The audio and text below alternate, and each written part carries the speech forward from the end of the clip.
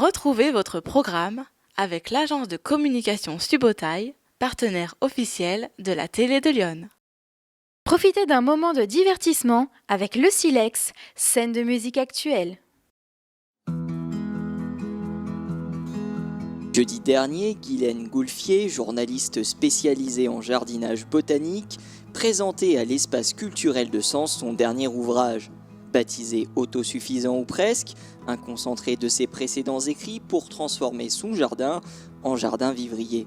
D'essayer de rendre son jardin le plus vivrier possible, qu'on ait un jardin ou qu'on ait une terrasse ou simplement un balcon. C'est-à-dire profiter au plus de ce que l'on a, les plantes sauvages, ou également installer des plantes aromatiques au milieu des herbes décoratives, des petits fruits au milieu des légumes au milieu des massifs.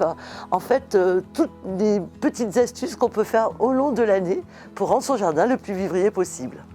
Il est vraiment fait pour montrer que notre jardin est un refuge. C'est un refuge qui nous apporte, dans lequel on se réconforte. Il diffère parce qu'il est vraiment méthodologique. Ça s'adresse à absolument tout le monde. C'est vraiment un livre pratique pour le quotidien.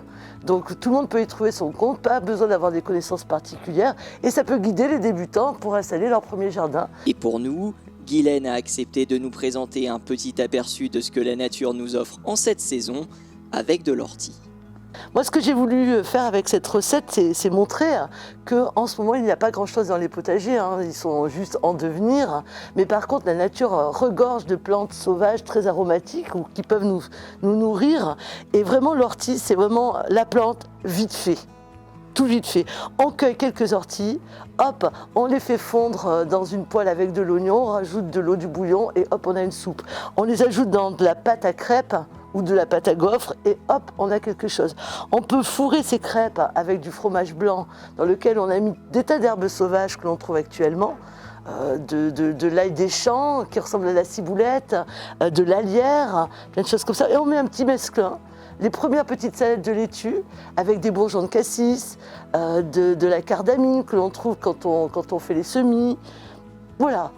En ce moment, la nature est là pour nous apporter ce qu'on ne trouve pas encore dans le potager. Et donc actuellement, c'est des choses que j'essaye de transmettre autrement que dans mes livres, que j'essaye de transmettre en direct. Et effectivement, j'organise des ateliers et des balades où on peut ensemble voir comment semer, planter, installer un massif fruitier ou tout simplement se balader dans la nature pour aller récolter les plantes, les reconnaître et les utiliser.